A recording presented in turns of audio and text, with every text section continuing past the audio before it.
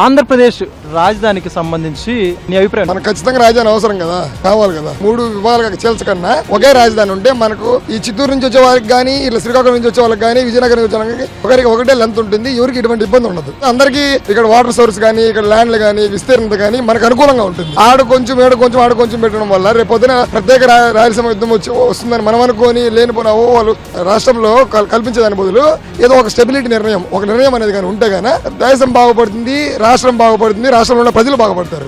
మన స్వలాభం కోసము, మన కోసం, మన నిర్ణయాలు, మన రాజకీయ అభివృద్ధి కోసము మనం ఎదిగితే చాలు, మన నాయకులు ఎదిగితే చాలు అనుకోవడం కరెక్ట్ కాదు కదా.